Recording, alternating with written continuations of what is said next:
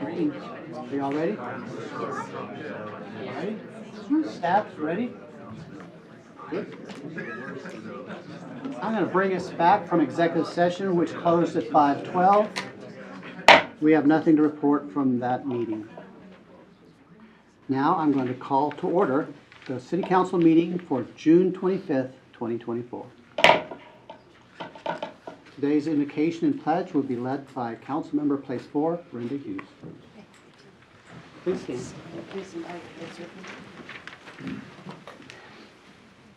Heavenly Father, thank you for our ability to gather here tonight, and thank you for all the blessings you give to our community. Thank you for the protection you give to those who serve as our frontline workers and our first responders. As we gather here this evening, strengthen our minds and our hearts to make decisions that are in the best interests of the city we serve. We ask for your guidance on any decision we make and for your blessings as we continue to move forward into tomorrow. We thank you for being with us tonight and pray for your divine wisdom in all that we do. In Jesus' name we pray. Amen. Amen. I pledge allegiance to the flag of the United States of America and to the republic for which it stands, one nation, under God, indivisible, with liberty and justice for all.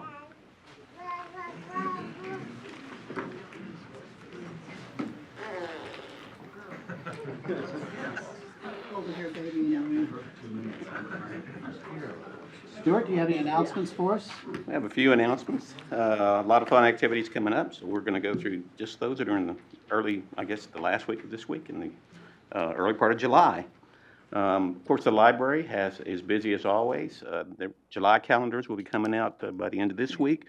We'll go over a couple of things. Don't forget that if you have kids, there's a ton of activities over there. Story time every Tuesday. There will be 3 shows at the Callow on Wednesdays, on the 3rd, the 10th, and the 24th.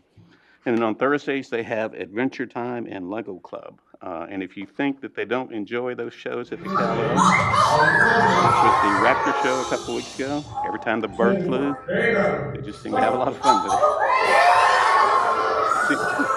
You see a bird flying outside, nobody says anything. Inside, Yeah.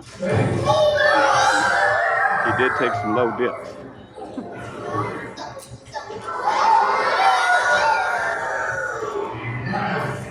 So bring them by. We've got a show tomorrow morning with Kim Lehman. She's a storyteller at 10 a.m. And then next Thursday, the 3rd, we've got I've got a small typo in here. Danny Connor's Reptile Adventures. We're probably going to have the same reactions because he always brings the big snakes. And so that's always a lot of fun.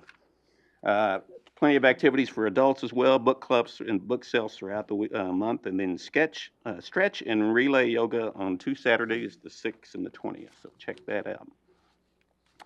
Next Thursday, 9 days from now, 4th on the River, annual event at Louise Hayes Park. It's free. It starts at 2 p.m. We encourage everybody to come on out. It's always fun. Don't forget, there are fireworks, so if you have pets, be sure and take care of them and prepare for that. Headliner is American Aquarium. And you can get a full lineup of musicians at the Arcadia Live site. And then 2 days later, on the 6th, feel free to drop by the Olympic pool, the dive-in movie. They're showing The Little Mermaid. That's a lot of fun. They set that big screen up out there. It's a free event. Doors open at 8:30, and the movie begins at dusk. So good time out there. It's a lot of fun. Come on out. And then just to mention that the Parks and Recreation is currently taking registration for a July 19th basketball tournament, the Kids Triathlon, which is in August, and an adult kickball league. So if you want to check those out, go to the city website and go to the Parks page and find out more about that and sign up. And that's it for me. Thank you. Any council member have announcements to make? No? All right, we're going to presentations. We're going to do the Kerrville Kindness Award, Life Jacket Project first. So if Darren Smith, Doug Hetzler, Major Jeremiah Romick, and I don't know that Ashley Phillips is here. So if y'all would meet me up front.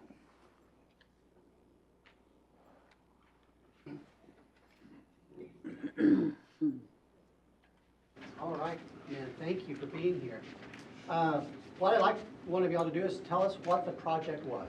What was that project? Sure, absolutely. So for everybody that know me, Darren Smith, work at Peterson. So part of what this program really is about, as part of our trauma program, really our trauma system that we have here in county that really encompasses emergency medical services with Chief Maloney and all of his team that it starts out with. The core of this is injury prevention, prevent the injury before it happens, and if and when it does, that we have the perfect processes in place to take care of those patients, whoever they are. So this really starts with the injury prevention, life jackets, car seats, seat belts, any of those things that protect us on a daily basis. This is just another avenue that we wanted to take as part of our trauma program.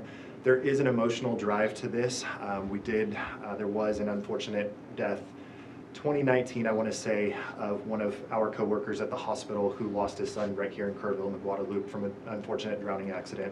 So it was the emotional drive to say, what can we do to keep this from happening to any other of our youth here in Kerr County and beyond if we get that far. So last year what we did is we started out with the school that he went to, the Early Childhood Center here in town.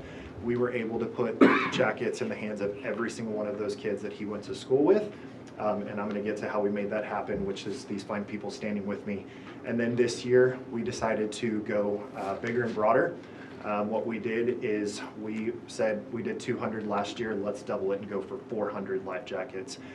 So with these fine people, with Doug, with Gibson's, who we've partnered with for the actual jackets themselves, and we wanted to reach a broader audience base, so we knew the Croc had that foundation to reach a broader audience of children that we may not be familiar with. So partnering with Captain Romack to make that happen. It all came together beautifully. This is a complete fundraiser campaign to make this happen, to raise funds for the jackets. And then from there, we put on a water safety event at the Croc a couple Saturdays ago.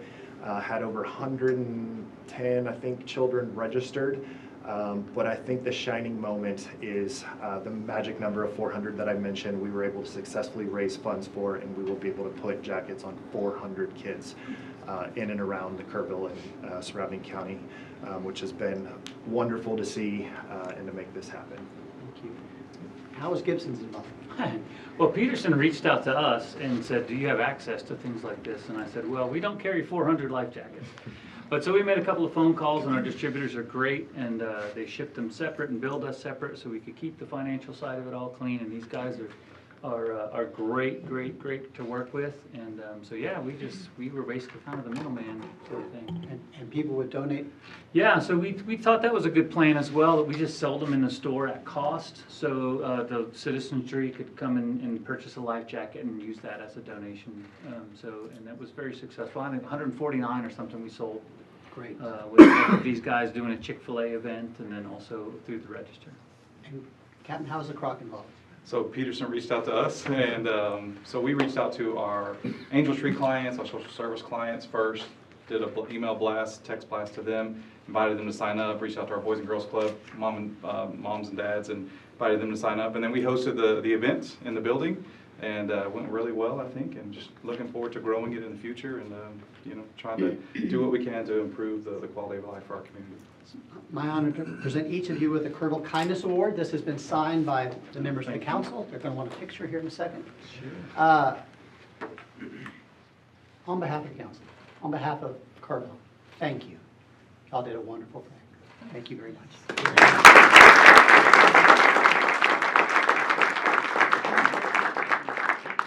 Hold up your certificate. Good mugshot. Thank you, guys. Thanks Thank you. again. Wonderful work. Thank you. So we have another presentation on this very spot. 75 years ago. Tim Wright, please come up with me. They opened a little healthcare facility. And no, I wasn't here 75 years ago. But I was born in Sid Peterson. So, before I read this, I want to say thank you for all that Sid Peterson's done. Thank you. And Peterson Health has done for our community. Let me read this to you. This is a proclamation of the city of Kerrville. Whereas Sid Peterson Memorial Hospital opened its doors on July 3rd, 1949. I hear it was very hot.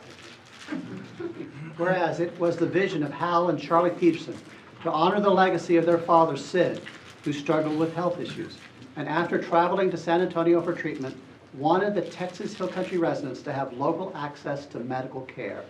And whereas today Peterson Health has evolved to boast 18 rooftops serving 5 counties with modern state-of-the-art facilities and a robust network of physicians and advanced practice providers focused on the needs of Hill Country citizens.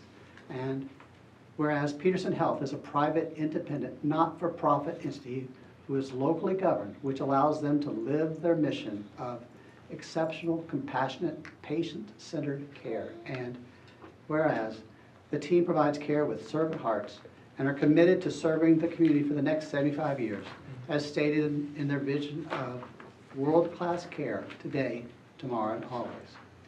Now, therefore, I, Joe Herring Jr., Mayor of the City of Kerrville, do hereby recognize Pearson Health on this 75th anniversary for their outstanding commitment to care and service to our community.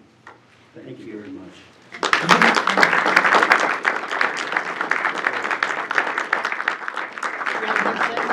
Add a few words. Add a few words. Well, very grateful for this recognition, and Hal and Charlie Peterson were visionaries and brought something that probably at the time didn't belong in a town this size. And guided by local people, boards of directors over the years, it's just evolved into legitimately a world-class healthcare organization. And Corey and I like to say, those of us who have experienced healthcare and worked in healthcare outside of this community and seen how it works, if you've only experienced it here, you may not realize how special this place is. And I'm just grateful to be a part of it, and I know we're all grateful, and Darren included does great work in the community. We're just grateful to have the opportunity to serve. So, I'm glad.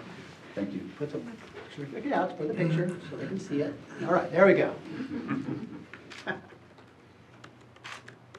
Thank you. One more. Okay. Thank you. Thanks again. Thanks, Mayor. Appreciate it.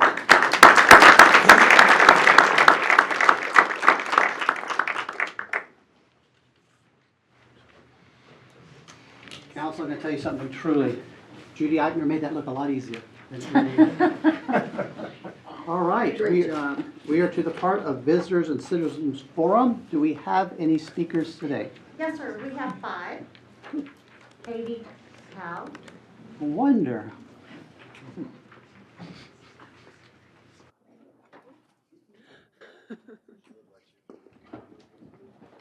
And I have with me Martha Hicks, Good. and we are getting in the spirit of Independence Day. I can see. hooray. Anybody who's not, This is the 5th year that we've come before the council with our Bluebell Neighborhood Association Kids Bicycle Parade. No autos, no big floats, just kids decorating their bicycles or their strollers or their wagons or whatever. a mobility car's okay. And it's real, when we were doing the Pledge of Allegiance, I thought about it, one nation indivisible with liberty and justice for all, because these kids are just, they're out there celebrating the independence. After all these years, the U.S. is still independent. And so I want to invite everybody to come out. I hope that the city council will come and march with us at 9 o'clock. It's on Thursday, the actual 4th of July, and Trinity Baptist Church is letting us start and finish at their facility. It's only at a mile, so most people can make it a mile. And Mini Mart has made a contribution to help us in presenting this as well as the other 4th of July celebration. Thank you. So, Okay, we'll hope to see you there. Thank you. thank you. Mike and Jan Parasini.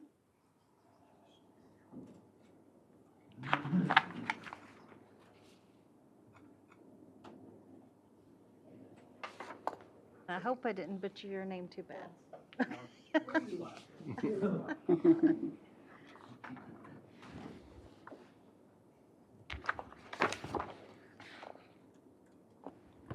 Mayor Herring and council members. We're Mike and Jan Pericini. We're with Gunny's Warriors. We're here to promote the second annual Field of Honor. So from September 7th through September 11th, we'll be flying 500 flags down at the Hill Country Youth Event Center at the River Star Park. On Saturday, September 7th, there'll be an opening ceremony. We'll have a few speakers. We'll have food vendors. We'll have live music throughout the day. Kids' activities, other vendors to come out and spend the day there. The rest of the week, Sunday, Monday, Tuesday, the field will be open 24 hours a day just for reflection. On Wednesday, the 11th, the VFW has a memorial program commemorating the Twin Towers falling, and that starts at 8:45 a.m. on the 11th. The flags we fly are these 3x5 flags. We have them for purchase for $45 a flag. They'll fly the entire time of the event. When the event's over, whoever purchases a flag can come by and pick their flags up. They'll fly, they come just like this with the finial, the pole, a ribbon, and if they're dedicated, there'll be a dedication card on each flag. Oh, the theme this year is Honor Your Hero. So the flags can be flown in honor of whoever made a significant impact in your life. Thank you. All right, well, thank you very much. I heard the event was wonderful last year. It was. Yeah. Mike, who writes the names of the heroes on the flag? Dan does. Thank you, Jan. We had 2 flags last year for my grandfathers, and it was amazing. So it's if you go out and reflect on what it is, it's not just 9/11. It's America, and it's what we stand for. Thank you so much for doing this. Thank you.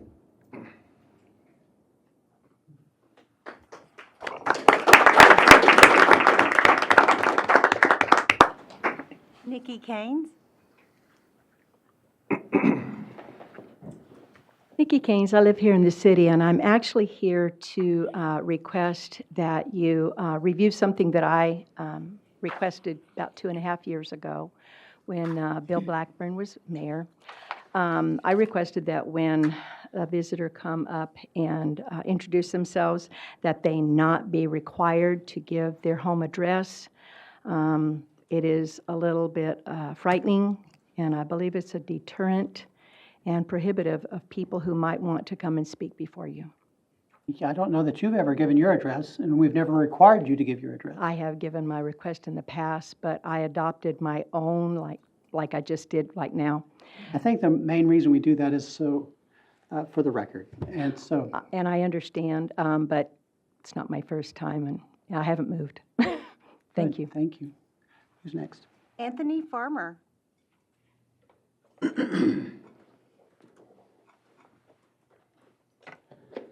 Good evening. I'm Anthony Farmer from 1871 Junction Highway. Good evening, Mayor Herring, esteemed council members, and honored guests. I'm Anthony Farmer. I'm the Executive Director of Prodigal Road Ministries, and it's a privilege to address you tonight on a very significant milestone for our organization and for our community. On May 21st, 2024, this year, the Genesis House, which is Prodigal Road Ministries' transitional living home on Junction Highway and discipleship home, achieved accreditation from the Texas Recovery Oriented Housing Network. This accreditation underscores our commitment to providing exemplary care for men on their recovery journey, aligning us with the rigorous standards that are set forth by the National Association of Recovery Residences. These standards cover administrative operations, physical environment, recovery support, and community relations, ensuring that Genesis House offers a safe, supportive, and structured environment for sustained recovery and personal growth. This achievement is particularly noteworthy as Genesis House becomes Kerrville's first and only current accredited recovery residence in the community. This milestone sets a new standard of excellence in our community reinforcing our role as a beacon of hope and transformation. Importantly, under Chapter 469 of the Texas Health and Safety Code, this accreditation redefines Genesis House beyond the traditional categorizations like group homes or halfway houses, which enhances our credibility and legal recognition as a premier recovery residence. I have brought copies of the pertinent legislation as well as our professional analysis of the assessment and the bill language for the council and for the city's attorney, Mr. Hayes, inviting any questions for clarification in the future. Most importantly tonight, I'm proud to have our residents here with shirts bearing on the back the phrase, "I was met with a ring and a robe," symbolizing the dignity and commitment of their journey towards recovery within our supportive community.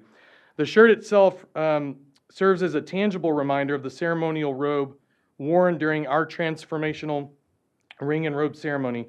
During this ceremony, each resident receives a ring, like the one on my finger here, made from a farrier nail, curved into a circle symbolizing the nails that Christ bore on the cross. This ring represents their commitment to their journey of healing and renewal and their acceptance into a community that believes that their potential for personal growth and positive change are as important to us as it is to them. We are deeply grateful for the unwavering support of the Kerrville City Council and for yourself, Mayor Herring, in fostering a community that values recovery and renewal. As we move forward, Prodigal Road Ministries still stands ready to collaborate on initiatives promoting health, well-being, and positive change. Thank you for your time and opportunity to share this exciting news, and we hope that together we can continue to make a profound impact on those that need to build a stronger Kerrville. Thank you so much. And thank you for bringing the crew with you. Thank you very much. Yes, absolutely. Any questions? No? I would just like to add that I benefited immensely from the work that these gentlemen did for Kerrville Pets Alive on their own time, on a weekend, painting a cat trailer, and I think you're valuable to our community, and welcome. Thank you. Thank you. Appreciate you. Appreciate your time. That is the end of the citizen speakers. Thank you. Now we move on to the consent agenda. Thanks. Come back anytime. Thank you, guys. We move on to the consent agenda. These items are considered routine and can be approved on one motion unless a council member asks for a separate consideration of an item. Does any council member wish to remove an item from the consent agenda? No? We have a motion to approve the consent agenda. I move to approve the consent agenda. Is there a second? Second. Any discussion? All in favor, so vote. It passes unanimously. All right, we come to ordinances. 5A. Kelly, would you please read that in? Yes, sir. Ordinance number 2024-15, an ordinance amending Chapter 70, Offenses and Miscellaneous Provisions, Article 3, Electioneering at Polling Locations of the City's Code of Ordinances to revise this article as to regulations applicable to electioneering and other conduct on city-owned or city-controlled property being used as a polling place, containing a savings and severability clause, providing for penalties not to exceed $500, ordering publication, providing an effective date, and providing other matters related to the subject. We do have 2 citizen speakers signed up. Thank you. Mr. Hayes. Thanks, Mayor. Good evening, Council. This is an ordinance amending restrictions for electioneering and other conduct. It's currently in Chapter 70, Article 3 of the City's Code of Ordinances, and as Mrs. McElhannon just read, it's this ordinance 2024-15, which essentially repeals and replaces previous ordinances. I would urge you all to, and myself, to just be fair, open, and listen tonight to the speakers who wish to speak.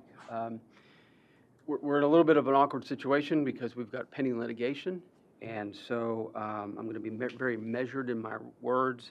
But I think this stems from, I think I tell you all, I'm trying to do better and add value to the city every day, and we just got through an election, and so I listened to some of the responses that we got from citizens, and some of the experiences staffers had out there.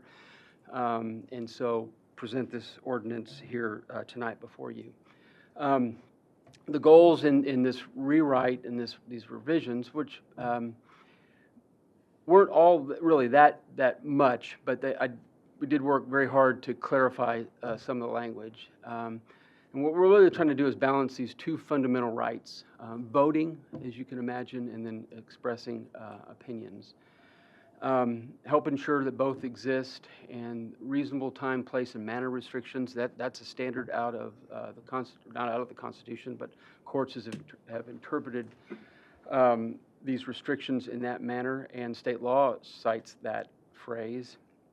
And then work toward public health and safety. Allow safe and expeditious access, preserve access for non-voting users of the auditorium. I was over there today, and there were probably, I don't know, ran into 10 or 12 people working as part of Playhouse for one of their events.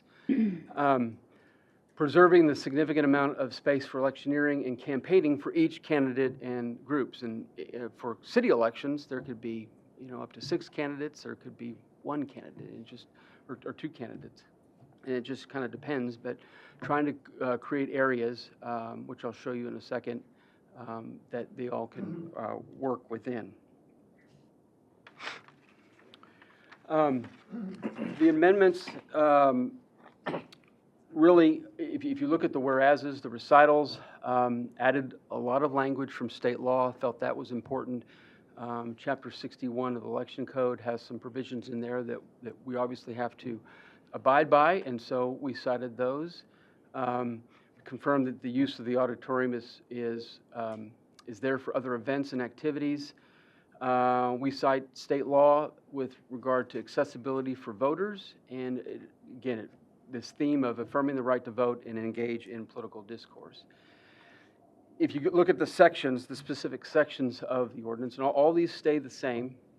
The purpose, we added the constitutional standard, and we referenced that balancing of rights. Definitions, we essentially went back to using state law and how that's defined in state law in Chapter 61 of the Election Code. Regulations and exceptions, this is Section 70-43. This is the meat of the ordinance. You're still prohibited from leaving a sign or literature or written materials other than during voting. That's been there previously, that's still in there. You're prohibited from electioneering or loitering or congregating in the driveways, medians, within the parking lot or within the parking spaces. That's clearly just public health and safety. We don't want anyone getting hurt, getting run over, or impeding traffic. Exception is the electioneering, and I'll show you the map in a second. Electioneering is allowed within designated areas and then the sidewalks. Electioneering areas, and again, a map will show this in a second, but you can use the green space, which is the space right outside of the building that they use for practice, and it's kind of an ancillary building to the auditorium. Shade structures are allowed in the green space. The spaces may be assigned, and that'll be up to the city manager if there's contention or he believes he should do that. And what I mean by that is he can take the electioneering areas and essentially assign those to particular candidates on a rotating basis. Of course, we'll continue to do this, is notify the candidates before the election starts, early voting starts, and the public. We have clarified what is meant by disrupt in the ordinance, and then signs and materials, they're still prohibited from being affixed to the property, put on, nailed onto trees or poles or anything like that. That's just to protect our property. We have removed restrictions regarding the size of signs and the number of signs. You're still prohibited from using sign in a way that obstructs or interferes with driving, and sound amplification is still prohibited.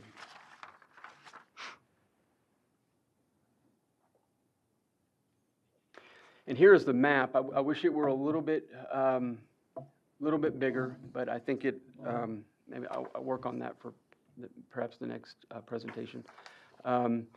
What's in green you'll see before you is areas that the city will allow electioneering, and that, of course, is signage and having literature and engaging in political discourse with people. The blocks that are in yellow, those will be reserved for voters. And I think it's, we took this aerial photo or GIS mapping, took this photo, and it's interesting to see those cars even on an off day. And so this facility is used on a daily basis for other activities, and so we wanted to reserve those spaces for voters. And so those are people that obviously access voting and are there less than 15 minutes. And then perhaps I should have started with this. The blue circular area is the 100 feet, no electioneering, and that's just pursuant to state law. So I'm happy to answer any questions you may have, but I think, again, what I want to be clear on is this is a balancing of rights.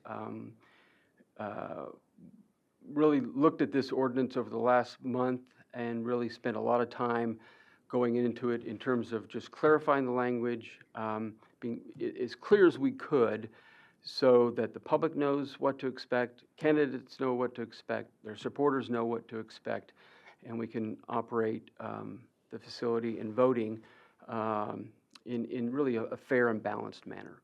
So, Questions for Mr. Hayes? Our first speaker? Yes, sir. Barbara Dool Ferguson. Hello, Council. Barbara Dool Ferguson. I live here in Kerrville. I wanted to speak to this. I know just earlier during closed session, you discussed the lawsuit that involves this ordinance that is going to be replaced tonight if this one is voted for.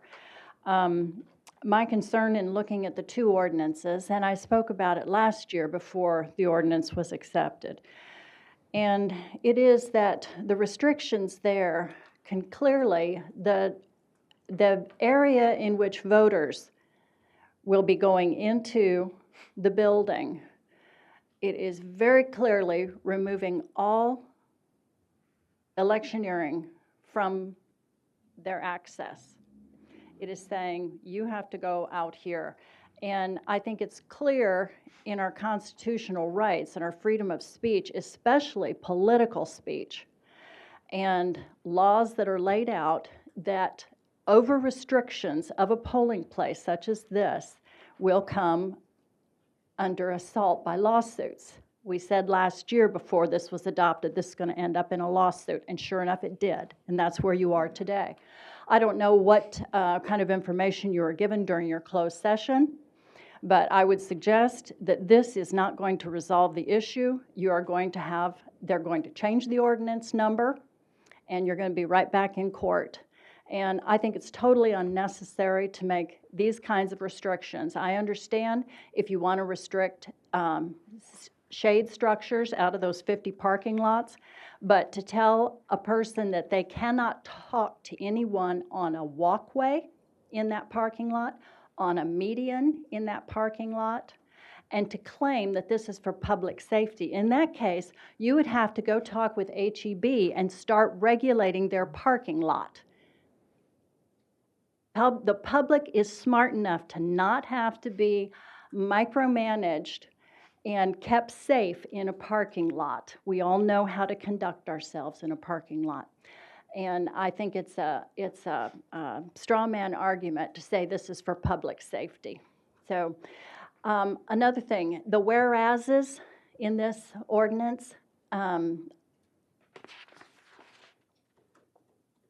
rely a great deal upon complaints that have come in. And I'd like to know how many filed complaints signed you've had about electioneering at your polling place. I can tell you, just as you did in the whereases and kept it, we've had lots of complaints. I can tell you, having been at the polls for 2 different elections, we have hundreds of people that came by and said, thank you for being here. And I know some of you who campaigned know that's true. They thank you for being there. So I would dare say that your whereases are well outnumbered by the number of people in our community who want information, they want to talk to candidates, they want that personal contact, and that is an important part of our freedom of speech, especially political speech. So I'd encourage you to take another look at this, consider what you can do to really solve the problem and not still be in court after this is finished. And thank you for your time. Nikki Keynes.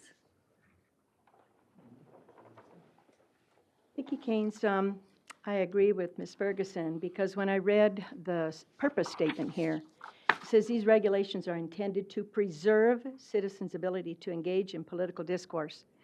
Now, it looks like it's being focused on the candidates, but I'm looking at it from a voter perspective. We had voters this last time who were like, why are you guys all the way over here? And they're parked over in the parking spaces that were left in front of the building. So if you're looking at a way to preserve and protect the voters' rights, then I would suggest, as Ms. Ferguson said, that this be looked at again. That picture doesn't show the walkway medium between the two parking rows. And there is a walking lane. And I've never seen anybody get tripped or, blocked. And if you're going to block that one, then you're also blocking the mediums where we were able to use the bales of hay. They could be manned or unmanned. Now that looks like all of that can be taken away because you've included the mediums and the walkways on here. I would like to ask on page 5, under regulations and exceptions, it says the following regulations apply to electioneering and other conduct. What's the other conduct? Because, again, we've never had anybody come and complain to us. And as Ms. McCallahan could tell you, I have filed a public information request because I do want to know where these complaints come from. Who are they? When were they? And I backed it up all the way to January of last year before this amendment or this ordinance was put before the previous council. Let's see. Again, if you're going to restrict, you put a restriction in here that if a voter comes in and parks in one of those yellow spaces and goes in and votes, you've now told them, hey, you're on the clock. You got 15 minutes. You can go say hi to your candidates or anything, but get out of here. We might have times when the parking lot is full. I've never seen it full. I've never seen it full. So I think that needs to be relooked at again. Again, the use of prohibiting anybody, disrupting anybody, harassing anybody.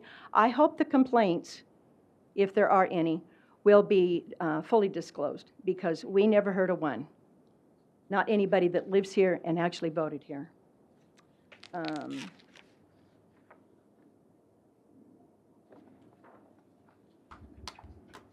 I believe that's all for now. I thank you for your time, but I really do think that map should be restructured again. Thank you. That is the end of the citizen speakers. All right. Council, any discussion? If not, I would entertain a motion to approve ordinance number 2024-15 on first reading. I'll make a motion. You making the motion? I'll make a motion that we approve ordinance number 2024-15 on this first reading. Is there a second? I'll second that. Any discussion? All in favor, so vote. And it passes unanimously. Lily, would you mind reading in 5B? Yes, sir. Ordinance number 2024-16, an ordinance amending Chapter 30, Business, Article 6, Solicitations of the City's Code of Ordinances to revise regulations applicable to peddlers, solicitors, and canvassers, containing a savings and severability clause, providing for penalties not to exceed $500, ordering publication, providing an effective date, and providing other matters related to the subject. We do have 4 citizen speakers signed up. Thank you. Mr. Hayes. Council, again, this is another ordinance that we really looked at over the last month or two, see how we could clarify it and get it in a form really that in some ways simplifies it, right? We did that based on some feedback that we got, and really did this for the public. We were getting questions from the public, in particular about maybe signage, things of that nature, and businesses pulling permits. It, like the previous ordinance, this is a balancing between privacy rights and within one's own home and those seeking to sell or engage an owner or occupant in discussion. And it's a balance of those rights.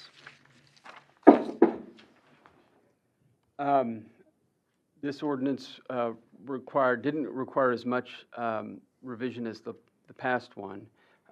What we did here in section 30-177, we clarified the role of the city manager. You may recall that in the ordinance, if you appeal not being issued a permit for whatever reason or a revocation of a permit, you can appeal that to the city manager. So we wanted to lessen his role, at least up front, and clarify that that's what happens. Definitions, canvasser and solicitor. What really I noticed after adoption was those two definitions could be kind of both geared in a way to be aligned a little bit more in the wording and the phraseology that they use, and so we did that. We also made it where if you're just distributing a handbill, you don't need a permit, and that's distributing a handbill without intent to engage the homeowner. So if you're just you've got a business or you've got an event and you're just going to stick this in the front door, or on some way close to the front door, you can do that without requiring a permit. In section 30-180, we clarified where the placement of the sign needs to be, and obviously that needs to be visible for someone coming to the property. So that's if you've posted a sign, no trespassing or no solicitation, or words to that effect, that it's got to be visible. And this is especially true in apartment complexes. So if you're driving in, and that's part of the apartment rules, that's got to be visible to the person using that entryway. Permit requirements and exemptions, we removed the exception for selling produce. Felt like that wasn't an exemption that should be in there. Solicitation on public property, we discussed this a lot when the ordinance was first adopted, and I said from the podium that sidewalks were not included. Well, the language could certainly be clarified to make that very, very clear, and that's what we've done here. The application for a permit, clarified from whom the application can be obtained, and then exempted persons that don't need to submit. So in other words, if you meet one of the exemptions, you don't have to fill out a permit to be assured that you're an exempted person. So we felt that was fair. An investigation by the police department, fingerprints and an investigation is still required, but it's really no discretion of the police department. There was some discretion in there before. We want to make it clear that will occur moving forward. And that's really the extent of the changes, and I'm here to answer any questions you may have. Council, do you have any questions for Mr. Hayes? Our first speaker. Jane Rucker. Good evening, Mayor, Council. Just have a few things. My name is Jane Rucker. I'm with First Baptist Church of Kerrville at 625 Washington Street here in Kerrville. Our pastor did have some questions. He actually emailed the previous mayor, Mayor Eichner, back in April after the first ordinance was approved and never got a response. So that's one of the reasons we're here, is just to see if we could get a response to some of the questions we had. So regarding this, in section 30-178, definition of a canvasser, it says distributing a flyer, advertising an event, blah, blah, blah, is not considered a canvasser if no personal contact is the intent. It also says that in section 30-179, definition of a solicitor. So where does that leave in particular churches or Christians in the community. If we're not considered canvassers or solicitors, where do we fall into this ordinance?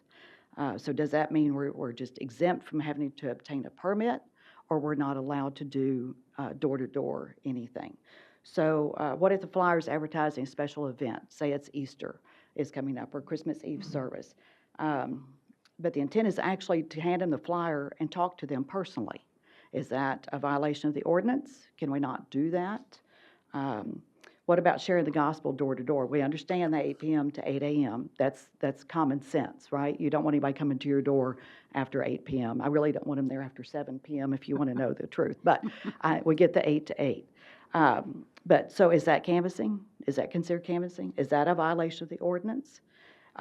For an example, if I'm canvassing the neighborhood and I'm evangelizing, and am I then in violation of the ordinance if I strike up a conversation with someone on the sidewalk and hand them a gospel tract? Or on the street, am I allowed to do that, or am I not allowed to do that? Would I have to ask them to move to the yard so I wouldn't violate the ordinance? I mean, we just need some clarification. If I start a conversation at 7:30 p.m. and it goes till 8:15, am I in violation of the ordinance? Unless they, have a problem with that. I mean, if they ask us to leave, obviously we will do that, and hopefully we will be respectful of any of their wishes. If they say, we don't want to talk to you, we just turn around and leave. And in section 30-183, solicitation on public property, Mr. Hayes did answer one of the questions about sidewalks there.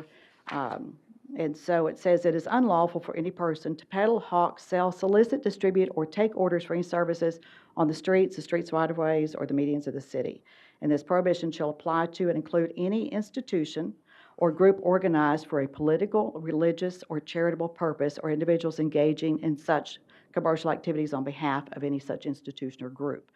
So is that meant to limit or prohibit selling things, or is it just talking to people on public property? Does this include churches, i.e. individuals from churches going door to door? And it may also be good to have defined within the definitions what is the primary purpose of attempting to enlist support for against a particular religion, philosophy, ideology, political party, issue, candidate, it's the whole 9 yards. As we share our beliefs in any of those areas, that it would be construed as argumentative, which most people are not trying to be argumentative, especially if they're trying to gain your approval for something, right? So these might seem kind of petty, but several members of our congregation have now a sense of fear of going door to door and spreading the gospel because of this ordinance. The overwhelming concern is that this ordinance seems to restrict the normal practices of free speech and freedom of religion, like talking to someone on the sidewalk or on the street. And a lot of people still do that. They still do street evangelism. And so these questions might seem, in effect, reactionary, but this ordinance has been set in motion during a period of overwhelming concern of violation of free speech practices, both in America and in other countries as well. And so written clarifications for Christians for local churches would be helpful.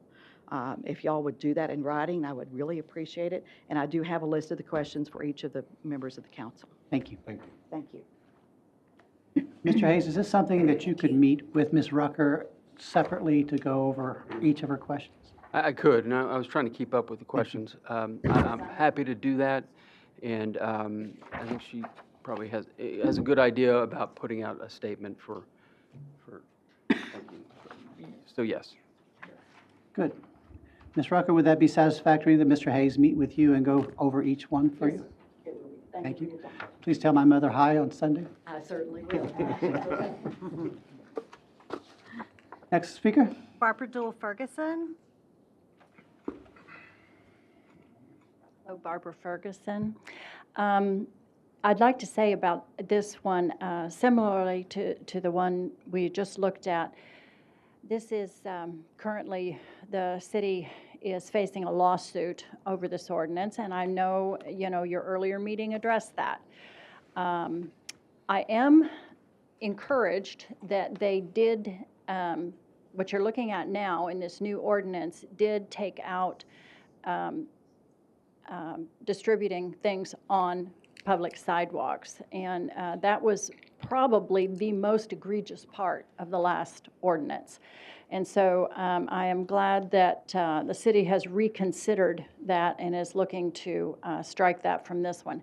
However, I think Mrs. Rucker did an excellent job of pointing out all the problems that come about when you try to regulate speech.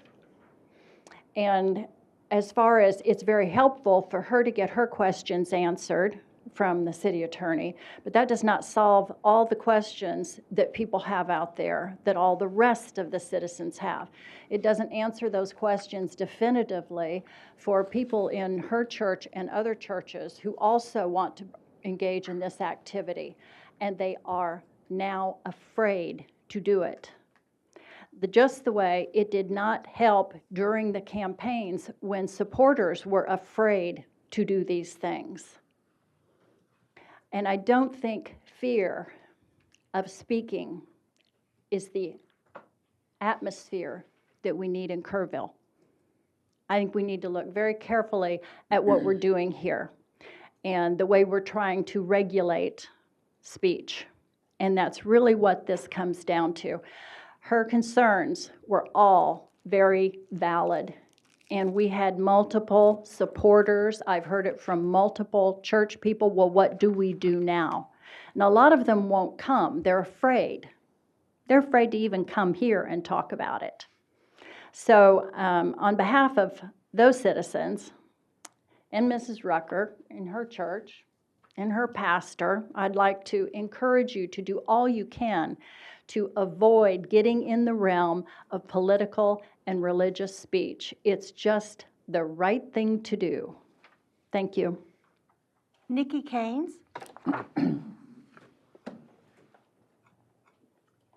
Well, I'm here kind of to repeat myself because just a few short months ago, before this was passed, I asked that there be some kind of a definition between a nonprofit and a for-profit canvasser. Because as the two ladies said, whether it's a political or religious or any of the other areas that you've covered in here, they are 501c3s and 4s. They're for educational purposes only. They're for sharing. I have block walked since I was a teenager for my church and for political. I've never got into an argument with anybody. And if someone said, oh, I don't want to hear that, have a good day. I respect your opinion. So again, I'm saying this is an overreach. And because in both the definitions for canvasser and solicitor, it ends with, is not considered a canvasser, quote unquote, where there is no intent to make personal contact with the resident. When does a canvasser for a church or a political group not want to make personal contact? So I believe this is definitely an infringement of our free speech. And I really would like you, as I said back in, February, please make some kind of delineation between the profit and the not-for-profit. Let's see. I am also glad that you took out the sidewalk issue.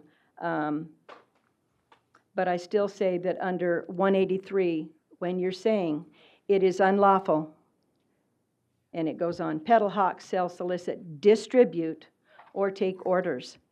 When we are offering information, we are doing none of those. And that's why I said it really needs another look-see and maybe rewording on that. Thank you. George Baruti. Oh. All right. George Purdy, 1616 Glen Road. So a lot of the questions that are being asked aren't really my questions, but a lot of them get cleared up if you just take the simple solution. You don't always have to make things so complicated.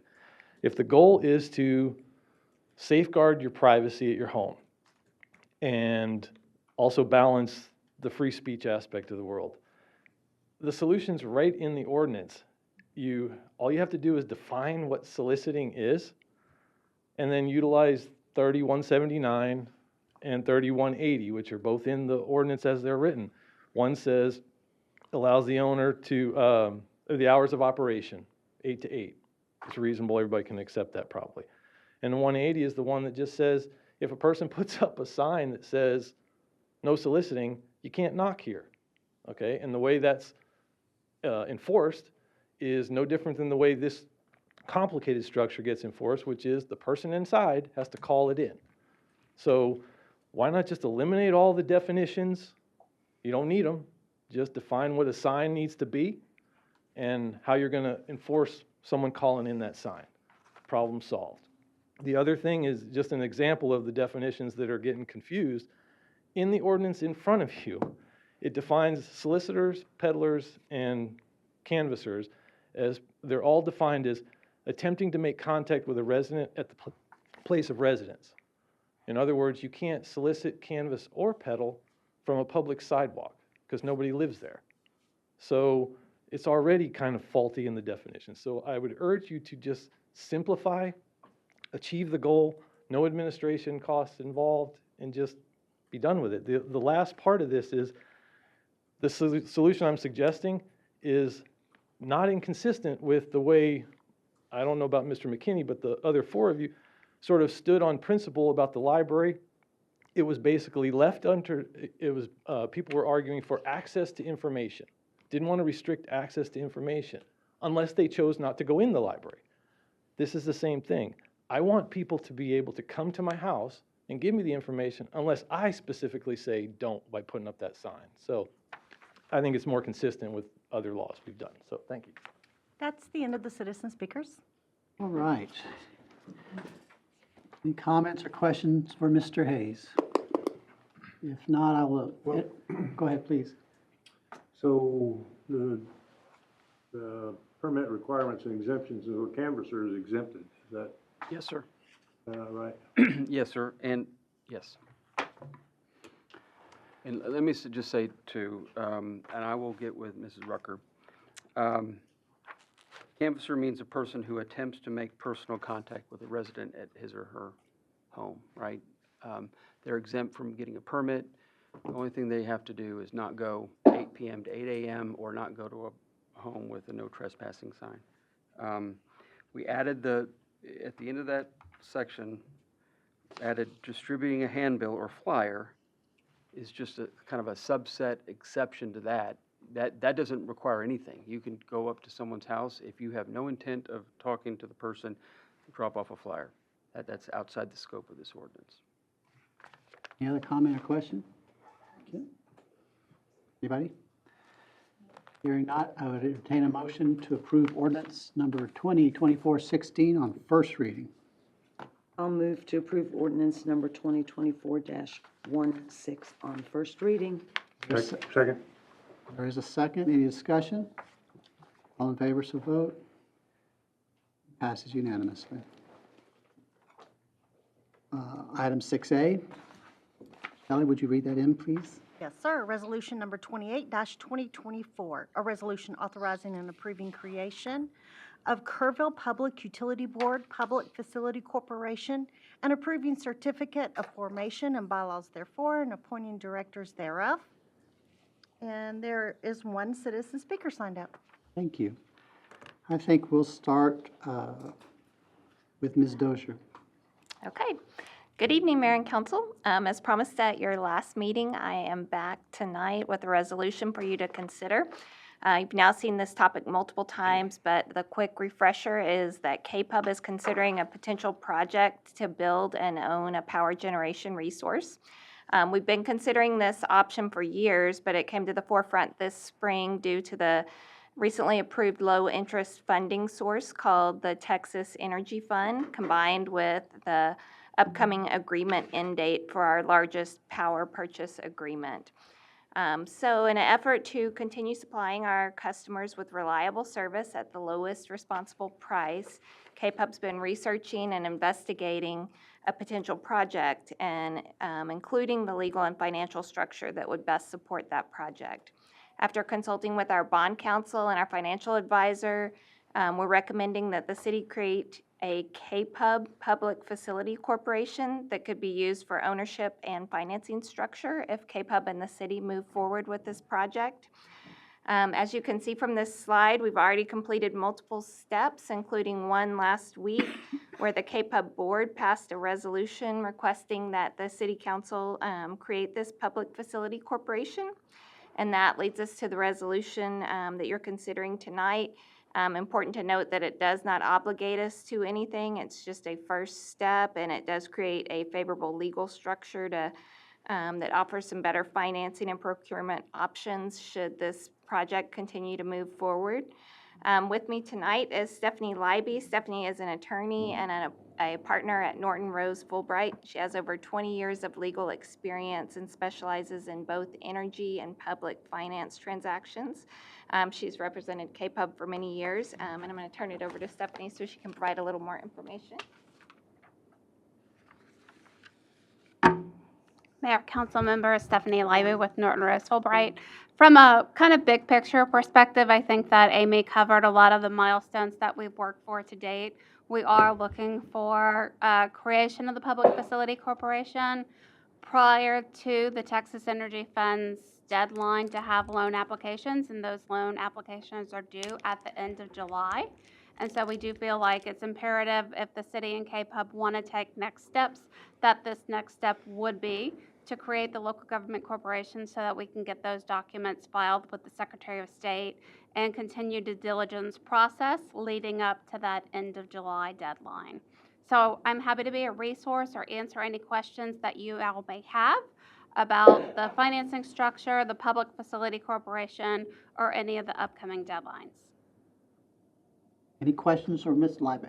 What is that deadline? So July 27th is when the Texas Energy Fund application is due. So that's the next impending deadline. Ms. Dozier, help me understand. What we're doing tonight is creating a structure which can not only own a power generation plant, but also obtain financing for same. But what we're doing tonight does not obligate that organization to issue debt. It does not obligate that organization to build a power plant. This is just keeping the door open on a timeline. The major decision remains ahead of us. Yes, very well said. All of those points are exactly accurate, and it's very similar to the Public Facility Corporation that the city already has in place, that would be in place for a housing project. So, you know, creating that Public Facility Corporation did not obligate the city in any way to issue debt or approve projects or anything like that. It's just that the structure is in place and gives you the option to do it should the right thing come along, and should we finish all of our due diligence, finish this application, and decide we want to move forward with this project. Thank you. Any questions for Ms. Dozier or Ms. Leiby? Leiby? Leiby. Leiby. Excuse me. All right, thank you. We have citizen speakers. Yes, sir. George Baruti. George Baruti, 1616 Glen Road. So a couple of questions and then maybe some comments. But first, I want to address the last comment she made about the Public Facility Corporation that was already created. While it didn't obligate anybody to do anything, and you actually didn't end up doing anything, at least not to date, it was kind of, the bullet was put in a gun a couple of times, feeling somewhat obligated, I think, to utilize something that you had created. And based on the timeline that I'm seeing in here, while you're not obligated, a pretty heavy ball is rolling down a hill when you move forward. So let's not pretend that this isn't really a step towards something. And it is all about debt, right? This is about issuing debt. And best I can tell, and I'm not sure I am understanding it exactly how it works for a public utility, but as I understand it, the debt will be issued by the Public Facility Corporation. Therefore, KPUB doesn't have to have that debt sitting on their sort of debt ratios. Is that not correct? Okay, so if debt is issued through the Public Facility Corporation, it's the same as debt issued by KPUB directly, other than the rates and everything else. I mean, is it going to be handled the same way? You can answer that after I'm done, because The other question was, what is the, and I should know this answer, if someone could help me understand what the separation is between the city and KPUB, because I was always under the impression they were really distinct. And if they're not distinct, I mean, if they are distinct, then this is sort of a blurring of those lines a little bit. And if they aren't distinct, I mean, I know there's oversight, but if somebody could sort of clarify that, if the loan, I understand it's semi-revenue, a revenue bond essentially against the rates of the KPUB, I assume. But ultimately, these are, whatever facility is being created is going to be owned by the Public Facility Corporation. Is that correct? Right? Okay. All right, so if you could just answer a couple of those. Thank you. The relationship between KPUB and the City of Kerrville. City of Kerrville owns KPUB. That's the relationship. Are the finances separate though? I mean, They're two separate organizations, but the City of Kerrville owns KPUB. You care to answer any of the others? I'm happy to answer to the extent that you all would. You'll need to speak at the microphone. Mayor, council, real quick, before she does that, I would say that this item is specifically on the PFC, and we know that there's a lot of questions surrounding the debt and the bond stuff. All of those questions, there's a lot of unknowns, and those will come out at future times that we can more discuss in depth when we have more knowledge of those certainties. Please just answer the ones related to the PFC. Sure. And just to be clear, and maybe to expound on a couple of things that Amy talked about earlier. So if the PFC gets to the point in which it will issue debt, that debt will be approved by both KPUB and City Council. And so the PFC is not being set up to independently issue debt. So mechanically, the PFC's bonds are obligations of the PFC. When issued, they will be secured by revenues of KPUB. So just as KPUB pays money now to CPS Energy to purchase electricity, the Public Facility Corporation, right, will charge KPUB money for that same electric generation. Because we're substituting one electric provider for another, you get a dollar for dollar comparison when you use the PFC structure. If KPUB was to issue the debt independently, which they have the legal authority to do, they have revenue or reserve fund requirements, additional bond requirements that the bond market places on those that'll have more rate pressure on KPUB's existing rates. So we worked through the analysis. It was identified based on where KPUB is and where rates are by both our firm as bond counsel and KPUB's financial advisor firm that this was the preferable financing model to move forward with at this time. Is that clear? Any other questions? Ms. Knight? Thank you. Any other questions before we go to the motion? If not, I'll entertain a motion. I'll make the motion to approve resolution number 28-2024. I think it's 26, 2024. This 2024. It says 28. 28. Does it? Oh, it does, you're right, I'm looking at the next one. I'm sorry, you're right. Once again, 28, 24, and there's a second? Thank you, Jeff, I'm sorry. I looked down. It's funny because mine says 20. Any discussion before we vote? Hearing none, all in favor, so vote. And it passes unanimously.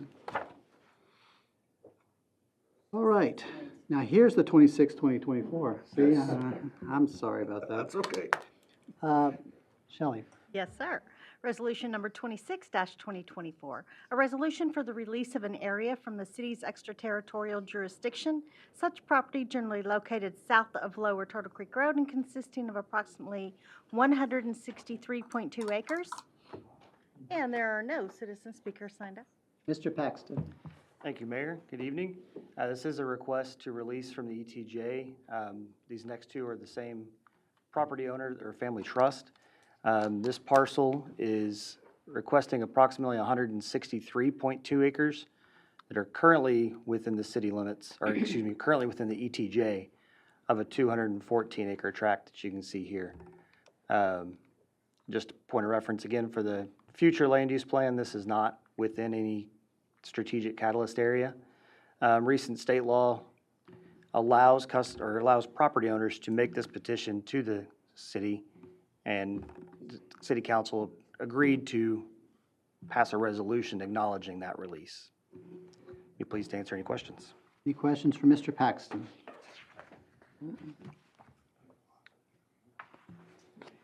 Do we have a speaker? I can't remember. No, sir. All right, is there someone ready for a motion? I'm not doing it. I messed up. I'm sorry. I mean, this is a matter of law. If we don't do this, then by the 45th day, it's automatically done anyway. So aren't we statutorily required by law to approve this? We don't have to, but, you know. It's gonna happen it's gonna anyway. I would make, Yeah, so, I'll go ahead. I'd make a motion to approve resolution number 26-2024. Second. I've heard that number before. Right. Any discussion? All those in favor, so vote, and it passes unanimously. Mr. Paxton? Resolution number 27-2024, a resolution for the release of an area from the city's extraterritorial jurisdiction, such property generally located south of Lower Turtle Creek Road and consisting of approximately 45.3 acres. There are no citizen speakers signed up. Thank you. Mr. Paxton? This is the additional request from this property owner. This is 45.3 acres out of an 858 acre tract that you can see here. And again, this is not part of any strategic catalyst area. And Councilmember Hughes is correct. If it's not approved by operation of law, it would be released on July 18th. Any questions for Mr. Paxton? Any comment? Is there a motion? I'll move to approve resolution number 27-2024. Second. Motion is second. Any discussion? All in favor, so vote. Passes unanimously. Shelley? Resolution number 29-2024, a resolution for the release of an area from the city's extraterritorial jurisdiction, such property generally located adjacent to Cypress Creek Road and consisting of approximately 30.5 acres. There are no citizen speakers signed up. This property is entirely within the ETJ on Cypress Creek Road. I will point out that it is adjacent and part of one of the strategic catalyst areas surrounding Loop 534, Hal Peterson Middle School, and Tivy High School. And this one second. And this one will also be released around July 18th. Any questions for Mr. Paxton? Hearing none, is there a motion? I move to approve resolution number 29-2024. There's a second. I'll second. Any discussion? All in favor, so vote. Passes unanimously. Shelley? Request for major waiver of requirements of subdivision code for property located adjacent to and between Highway 27 and Peterson Farm Road, such property consisting of approximately 15.24 acres, and there are no citizen speakers signed up. Paxton? As Ms. McElhannon referenced, this is a major waiver of the subdivision code. The subdivision code includes both minor waivers and major waivers. Minor waivers would be more like the length of a street or the width of a street, and the major waiver comes to council for approval. In this case, the applicant is requesting to not connect to the sanitary sewer.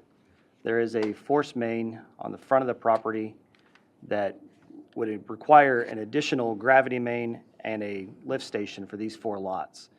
That is not necessarily proportionate to the amount of development that would occur here. Any gravity sewer is well over 2,000 feet away to be able to connect to. So they're requesting to use the on-site septic facilities, which would be permitted through the County Environmental Health Department. And staff recommends approval, and if it is approved, there will be an additional note on the plat so that future owners would be required to obtain their OSSF permit from the county prior to applying for a building permit. to make sure those uses align. So if there's any concerns with the use of the property, environmental health has reviewed that and has approved the septic system for that use. Mr. Paxton, did this go through the P and Z? No, it does not. So it's coming directly to us? Directly to you. So Because it's a major waiver. correct. The plat will go to Planning and Zoning Commission with the approved waiver. Any questions for Mr. Paxton?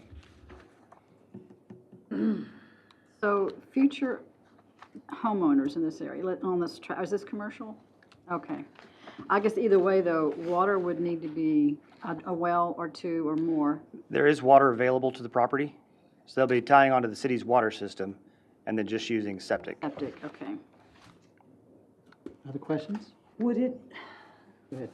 would it keep other property owners from being able to tie into city sewer services?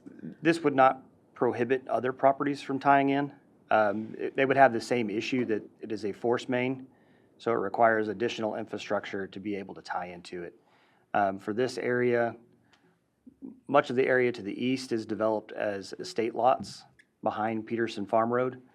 And then across the highway, most of that is already developed as a residential neighborhood.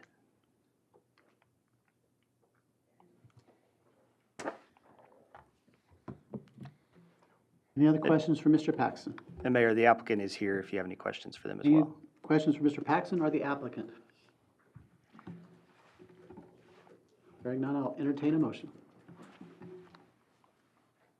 I'll make a motion to approve.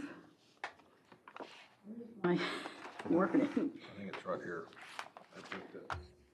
Okay, to approve ordinance 2024-29, proposed minor plat PDF. Is that correct? Are we doing, no, we're actually doing a resolution. All right, we're approving a major waiver. Is that correct? That is correct.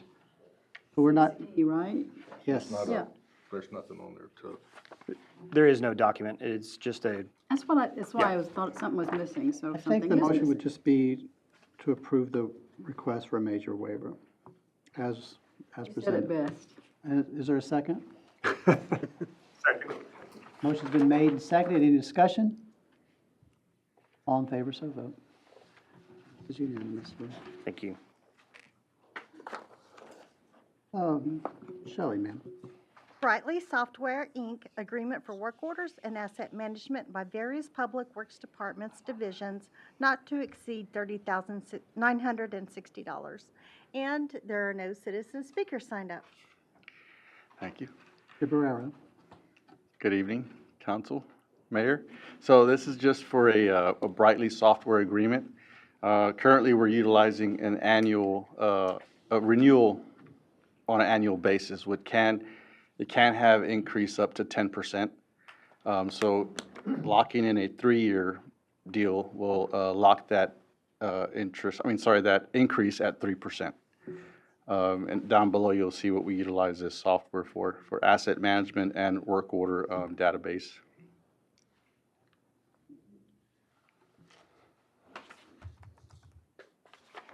Any questions for Mr. Barrera? Any speak? Entertain a motion then to approve.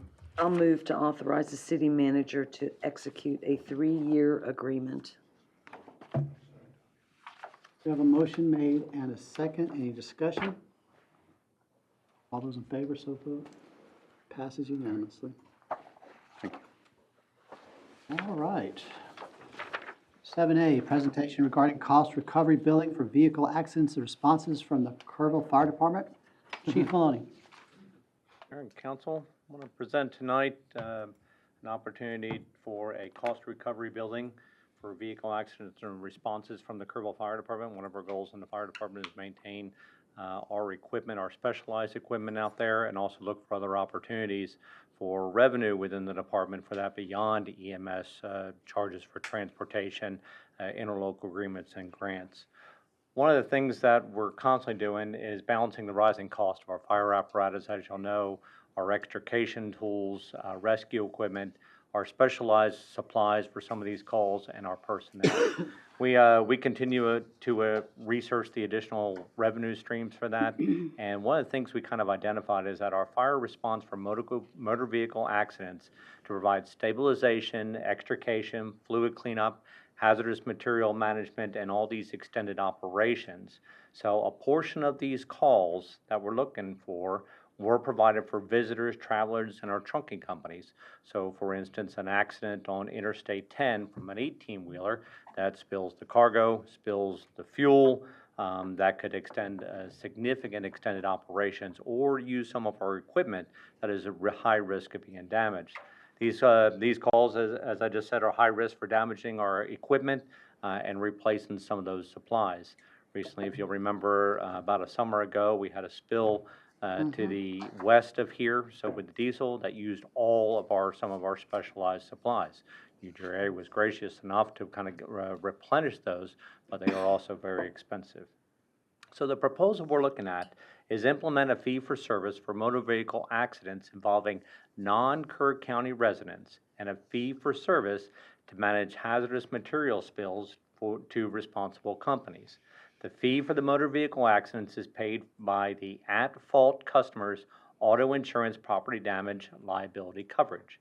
And then the fee for the hazardous material spills, they're paid for by the company, but they also would receive significant charges from a hazardous material cleanup specialist. So a lot of our hazardous material spills, whether it be diesel, whether it be any sort of other chemicals that we respond to, so we're not a hazardous material department, we would secure that. We could be on there for extended operations to include multiple days. The one to the west was 5 days that we were involved in some aspect of that. And then companies come out of San Antonio and they provide the actual full cleanup for that. And those charges definitely go within six figures.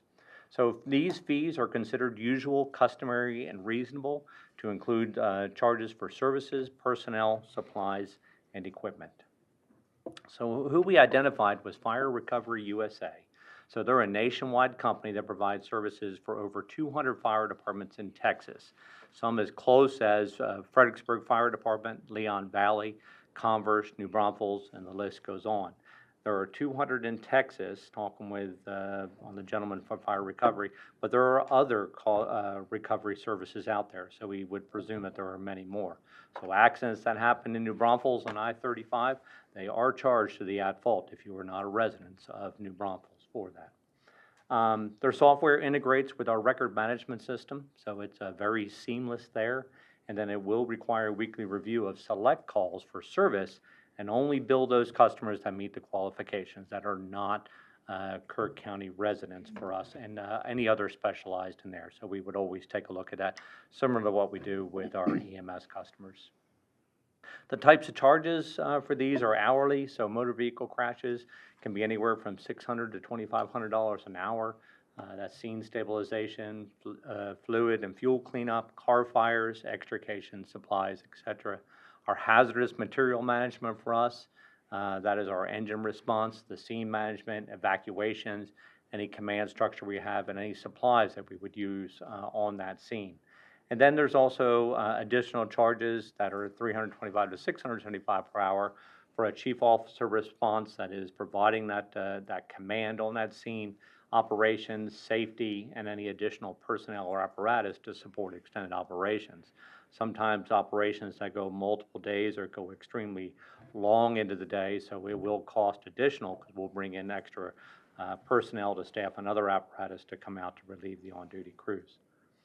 So what's the cost to the customer? So for the motor vehicle crash, as once again for non-Kerr County residents, it's the at-fault customer is responsible for the payment, and that is through their auto insurance property damage liability coverage that they carry, and that is what the Fire Recovery USA would actually charge to.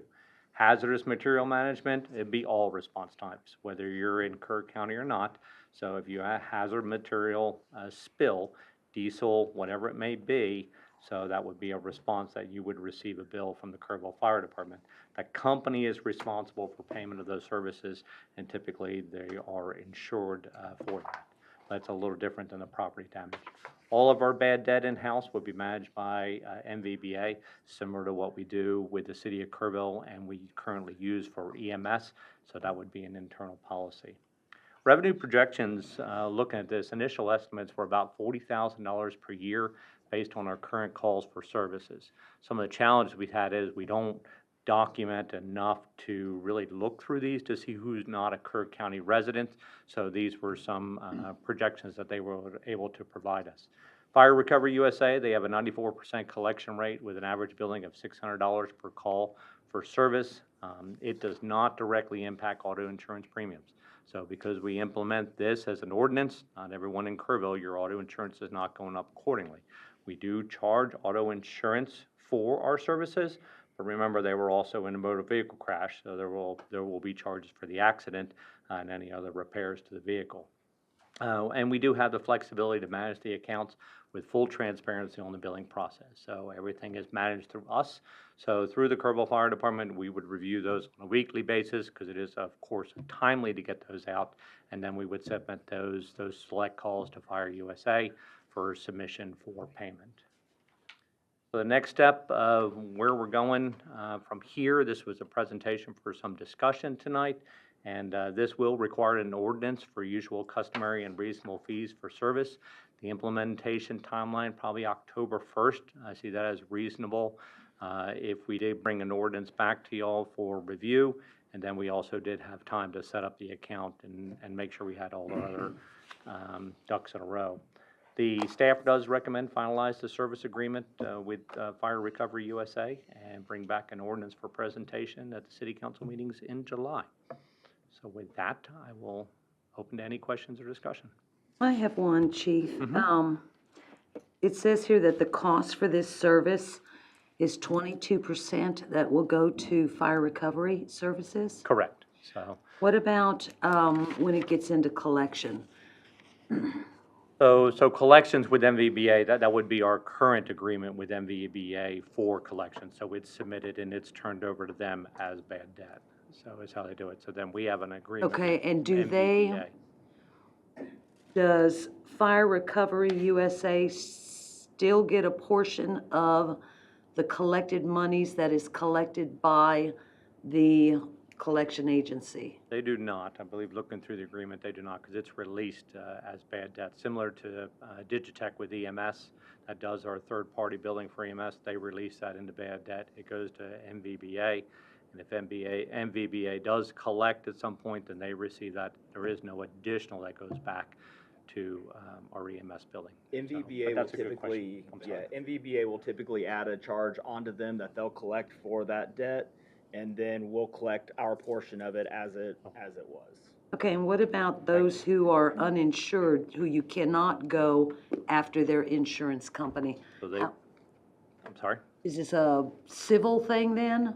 They would be responsible for the debt, so they would receive an invoice from the Kerrville Fire Department for that, for the services that we provide. Very, very similar to what we do in EMS if someone does not carry insurance. Okay. They would receive and be responsible for that bill. Okay. And that's done through Fire Recovery USA also, or is that Correct. kicked back to us? They would manage that, so that they would manage all the billing for the customers, so whether it be Okay. going to the customers, the insurance, or the company itself. So Okay. they manage all that. Thank So you. it's a third party. You're welcome. All makes good sense to me. I just It's want I'm sorry. Go ahead, sir.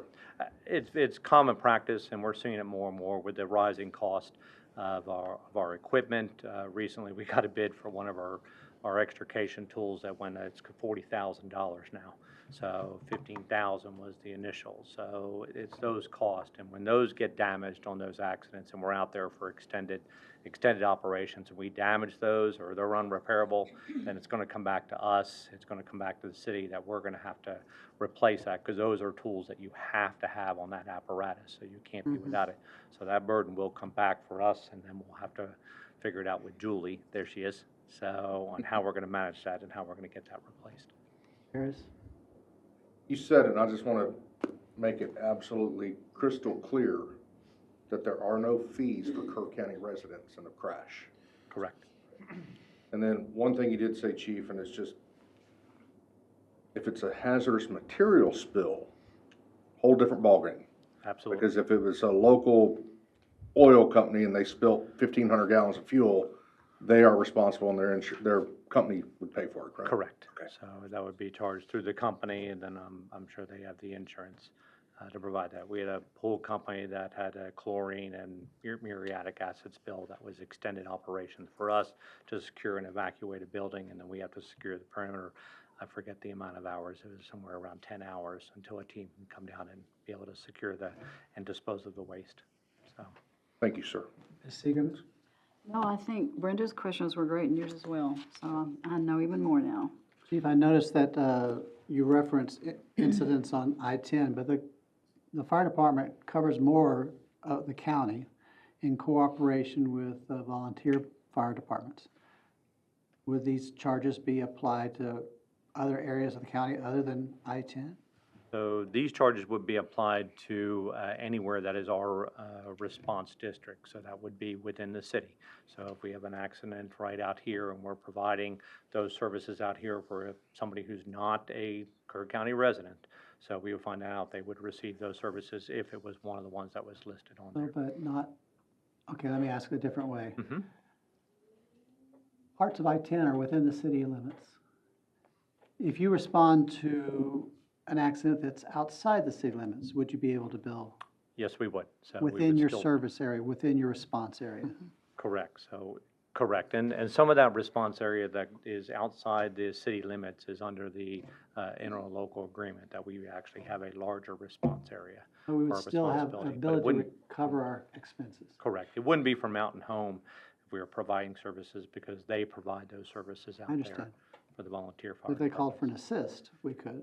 Could different, correct. And then we could evaluate that on a case-by-case if there was something they're just looking for assistance or manpower on some of those. But those operations, they can be quite extensive. We had one just to the north on Highway 16 last week, so where we had the cattle truck. And that was extended operations that we were out there and trying to secure and using our tools to cut that. And that's not, it doesn't take much to damage those, so. Any other questions for Chief? All right, we're not actually doing a ordinance at this time. We're just saying that we want to see one, correct? Yes, sir. So we will bring back, we'll review the service agreement with Fire Recovery USA and bring back an ordinance for y'all's approval Council, in do we have July. consensus to see it? Yes, sir. Or you have consensus, sir? We'll see you in July. Thank you. 7B, And in item 7B, we do have one citizen speaker signed up. thank you. Mr. Zanoni. Good afternoon, everybody. So, as you are aware, that we have a lack of stormwater drainage infrastructure. And so when we have rain events like we did this month, we get floods everywhere throughout the city. And that street on the top right corner is actually 12 inches underwater. It looks like a street, but that's water. And then our low water crossings are unable to be crossed because the flood is so bad and the current's strong, so it's also a hazard. So in 2019, we went around the city and we identified 13 priority projects with a total cost of a little over $21 million.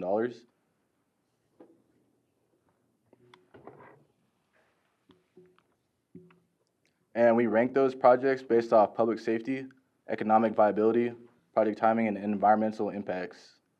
And again, it's a little over $21 million. So currently our streets and drainage division, they go out and barricade flooded streets, they clean debris, sand, and gravel out of streets. They clean storm drain inlets and storm sewers. They clean silted drainage ways. They cut vegetation out of earthen drainage ways. They clear culvert pipes.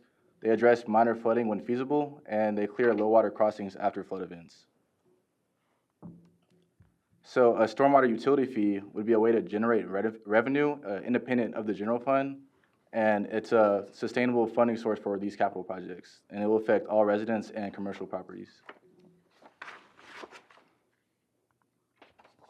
So option we can do is a uniform flat fee, which we would charge 11,000 units or utility customers, $379 monthly, which would give us $500,000 annually with a 40-year turnaround to fund those $21 million worth of capital projects.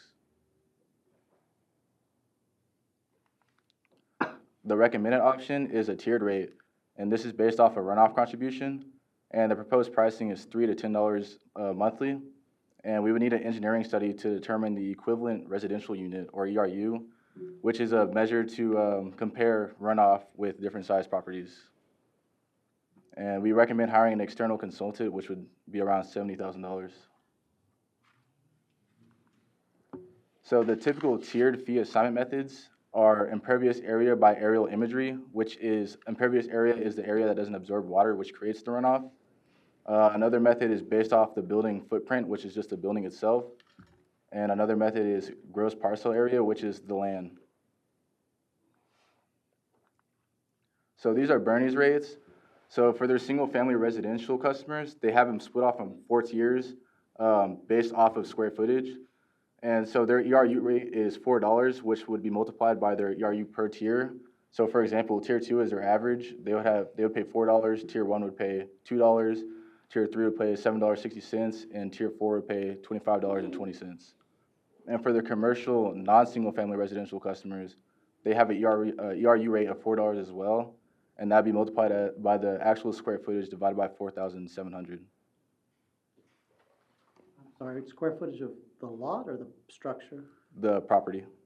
Yes, sir.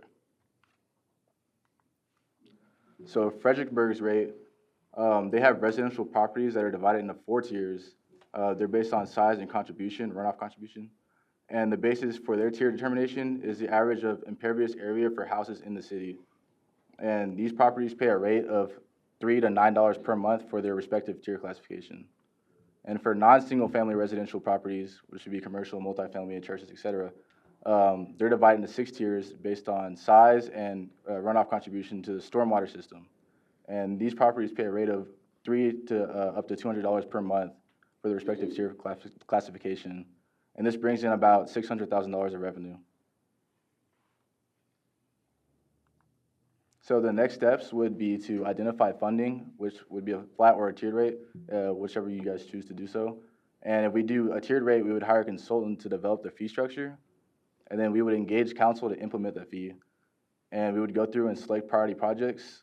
And we would do public engagement and education efforts in order to ensure transparency and address community concerns. Any questions? On page 2 of your, the pictured package, the projects that are listed there, didn't we finish some of these, right? Take It Easy drainage, I thought we completed that. So I was curious how many of these have been completed, if any. We just completed the one, actually on that particular slide, Take It Easy drainage is not shown on there. Those are mainly low water crossings. The one that's flooding the street is actually coming out of the Croc Center, and that's going down Miller Court and then in front of the city garage there. And it flows anywhere from 12 to 18 inches deep, depending on the rainfall event. So but yes, Take It Easy was funded. It was not funded as part of a stormwater project, per se, with stormwater funding. We actually went out and put that on our streets bond, and we sold the money, got the money for the bond to do that project. So we have no trigger or no funding source for any, other than those operational costs that Anela talked about earlier that we do in-house out of the normal streets budget. Are y'all anticipating it's going to rain again? We're praying for it, sir. I'd like for it to. Any questions? Yes. Go ahead, please. Are we already being charged as residents for? There is an environmental fee right now it's not really related to stormwater. It's an environmental package, and that we're able to use some of those revenues for, I think it's for the streets. We end up funding the street with it for repairing the big trucks that are driving down the streets. Right, and some of it, so the environmental is 40 cents of it is on your utility bill that's related to landfill closure. And then there's, I believe it's 60 cents on there that goes over to that environmental fee that's used for streets and those kinds of things. Councilman Harris pulled up his water bill, and it does have a stormwater fee. Is it, but that's related directly to what our streets guys do. It's not set aside in a separate fund like they're anticipating, something like this that will be set aside for larger project dollars. Because we can't do a tiered rate without that, that consultant, is that right? That's right. All they do, yeah. I just saw it the other day and I was It used to be one line, and I think 2 years ago, we broke it out just so that you could see where both of those things were going. One is going to general fund dollars related directly to streets and the things that Anello pointed out that our streets department does, and the other part goes directly to our landfill fund for post-closure expenses. And then it's labeled stormwater fee. Get stormwater, environmental, or stormwater drainage. It may be shortened on the bill, like for the, yeah.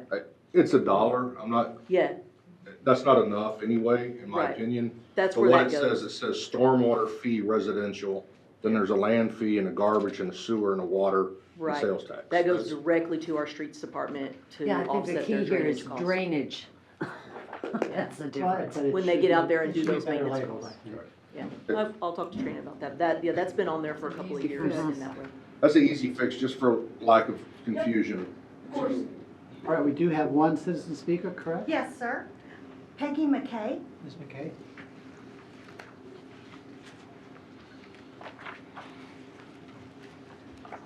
Peggy McKay, Kerrville. Part of my question involved that stormwater fee on the water bill, and we've had that. Started out as an environmental fee, but it was changed to stormwater in, I think 1922 or 2020. But the thing is, it's on our bill as stormwater. It was environmental and then switched to stormwater. And it just makes me feel like I'm being double charged for the same type thing. And I understand what you're saying, but my mind is telling me that it's a double charge. And also, the money that's collected in the other cities. Every city is different, but since we've got the data from the other cities, why do we have to spend $70,000 for a new rate study when information is already out there and available? It seems to me that it's unnecessary, that a lot of the work has already been done in-house, plus done by the other cities. Also, the irrigation, for those who have an irrigation meter, it's not $1, it's $2, and it says stormwater. So, and then the justification is saying that this is crucial for protecting public health, sustaining community infrastructure, and supporting the city's growth and development goals. The last part's troubling because the city citizens are being asked to do so much for the private sector developers, and the taxpayers, I feel, are supporting some of the private industries. And if part of this is going toward future, I could see the planning, but I cannot see the actual infrastructure work on new development being put on the taxpayer. I think it's time that developers, as developers do in other areas, pay for that infrastructure and then they pass it on to whoever is going to build on the property. They put in the infrastructure and prepare the land, and that's where the infrastructure costs would come. These costs are killing the city, these infrastructure costs. And I know that we're growing, but I resent it being given to us as stormwater runoff when I think part of it is development. And I hope that you can look at that. I like the fact that it's a dedicated fund, because if you don't know what you're taking in, how do you know what's going to be paid out or what's needed? And I'm coming back sooner or later after I talk with Julie about the street use fee having a dedicated fund, but I guess that'll come under financial. So please think about developers picking up some of the costs that the taxpayer has had. And we had one in here recently and said, if he didn't get the money for his project, HUD had cut back and it was not a viable project. Well, that's not the city of Kerrville's responsibility. If it's not viable, it's not viable. It shouldn't even come to the city. So thank you for listening. Thank you.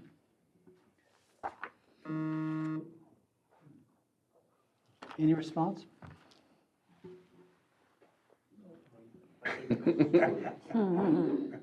Okay, so there's 4 questions there, and I'm sorry I didn't take notes, but I'll try to address them from memory. The first one was the environmental fee. How did that take place? I think she said it was 1927. I believe you would have 2022 would have been when that fee would have been implemented.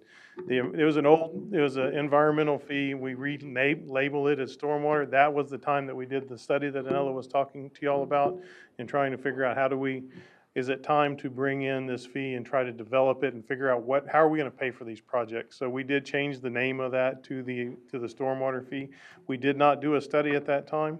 It was decided that wasn't the right time to do it, and so we're back today to ask you, is now the right time to do it?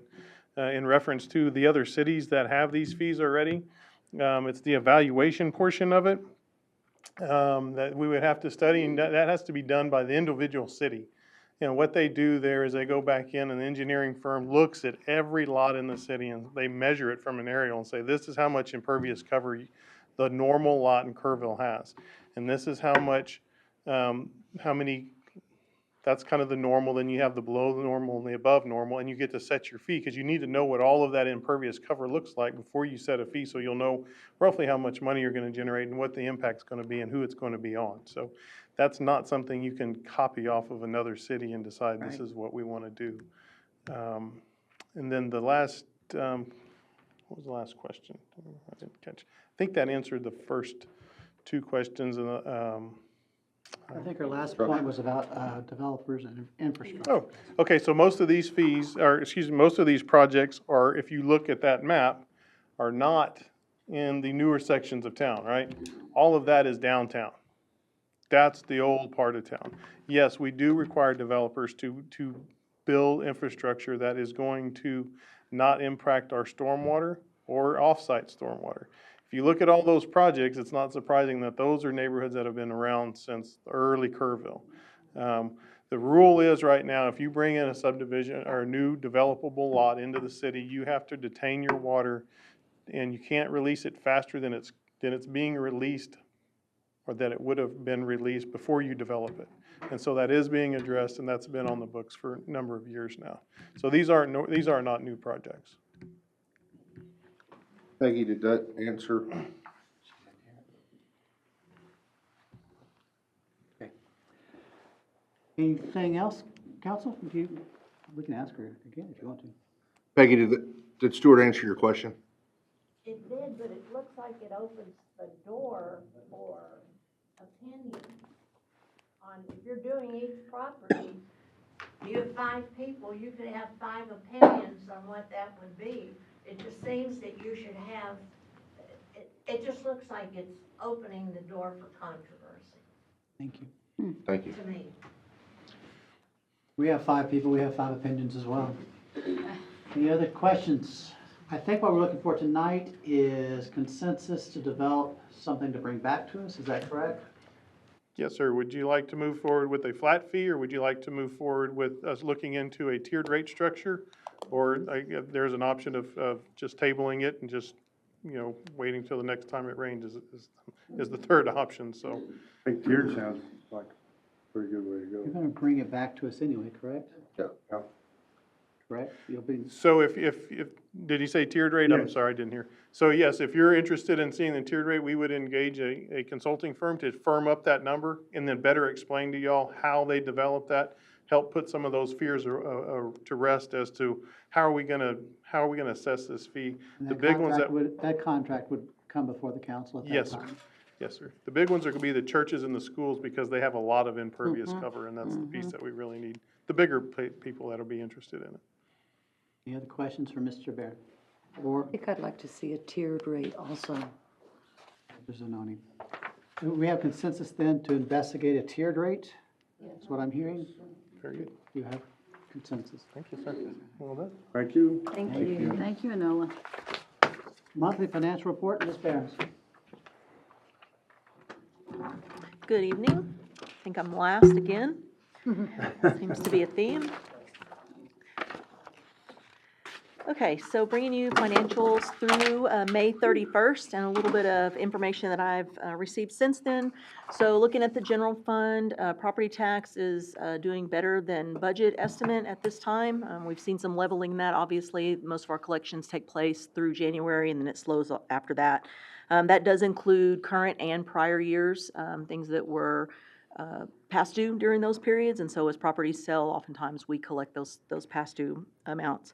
That kind of offsets from the sales tax shortfall there to budget, and also on the franchise fee, which we know is directly related to KPUB and the way their bill structure is and their pass-through expenses. So that's impacting our revenue as well.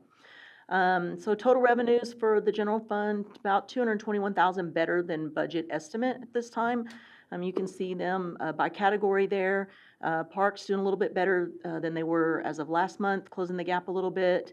And then interest and miscellaneous still performing pretty well. On the expenditure side, about almost $900,000 better than budget. Some of that is streets timing. We are paving right now, and so we'll have some bigger expenses coming through here in the next few months. That's just kind of hard to budget, so we just use historical data to kind of take an estimate of where we should be at this point in time. But we expect the maintenance part to be pretty close to budget. Personnel, better than budget there, of course, because we have a lot of staff shortages right now, and so that's creating some of that. Excuse me. Just looking at sales tax a little bit closer, I usually show you this so that you can see year-to-date to year-to-year comparisons, and so you can see where 24 is below 23 there now, which we have expected. I will say that June came back 11% better than last year, but we do have a large future payment in there, so we expect July to be a little bit less than we had budgeted, so that's why we really use a 12-month rolling average instead of a month-over-month is not always the best way to compare sales tax because there's too many variables in there. On the good news, I know it is flattening, but we've talked about this for the last couple of years. When we have 15 to 20% increases for a couple of years in a row, that's not sustainable. And so, if you look at a normal year, 2019, for example, prior to COVID, we're still 40% ahead of that. So I think our growth is healthy. It doesn't alarm me. It's just we need to be conservative as we're talking about future budgets and those kind of things and not predict that we're going to have 10, 15% increases because that's just not sustainable over time. So I think we're just recovering from those large increase years. The bottom graph on the right is just your month over month. Again, you'll see June next month hop up there pretty high, but then I suspect that July will level out because of the future payment that we received in June from a larger taxpayer. On the water fund side, this one's something we really need to start taking a look at. It continues on the water revenue side to be substantially behind estimated budget. We've known that, for the last several months, all the way back to probably October, November.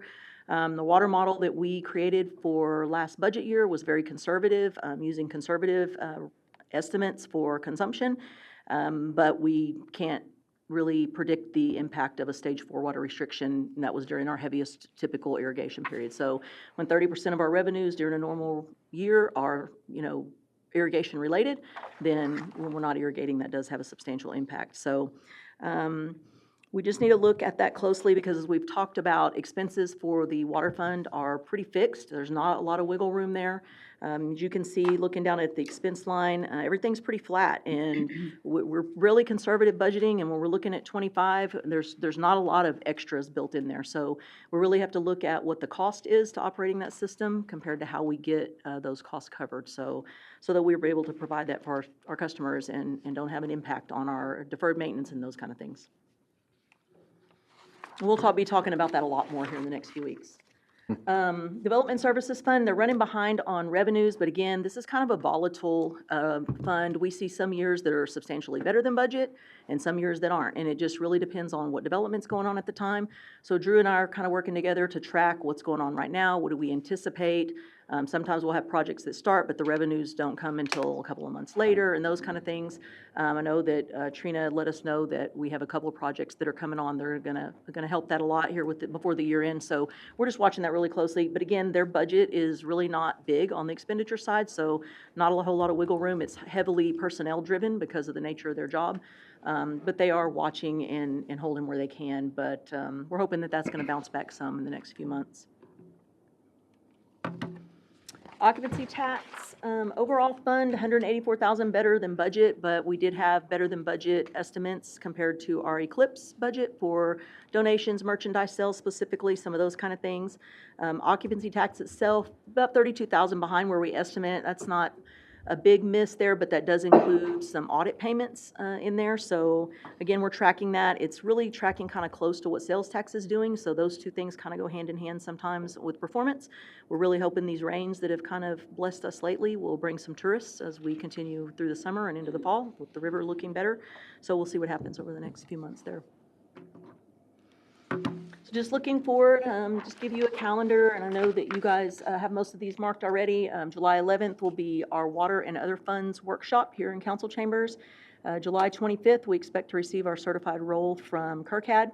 And then our effective tax rate, or that really should be no new revenue tax rate calculation, will come from the tax assessor on or around the 28th. And so that'll give us a couple days to get that budget document filed and out to you guys. So then just looking forward, we're preparing to bring the proposed tax rate resolution to you on or about August 13th, and then moving into the next couple of months, what we have on the agenda there. So happy to answer any questions you might have, or... Any questions for Ms. Behrens? I note that you mentioned a K-Pub shortfall. Is that because they passed through the cost of power, and that cost of power has been less? Yes, that's exactly what it is. And I work with Amy at the end of every year to kind of do some estimates for the year looking forward. And we worked through that whole process, looked at historical, and it's just falling short exactly, if you remember back to the presentation that she gave several months ago about how they generate revenues. And so whenever their operating costs are less for the power they pay for, then that's being passed through at a less, which reduces the amount that passes on to us. Which saves customers money on their electric bill. That's right. All right, any questions? We have no need to go, I'm sorry. We have no need to go into executive session. Are there any items for future agendas? All right. Hearing none, we are adjourned at 7:56. Too late.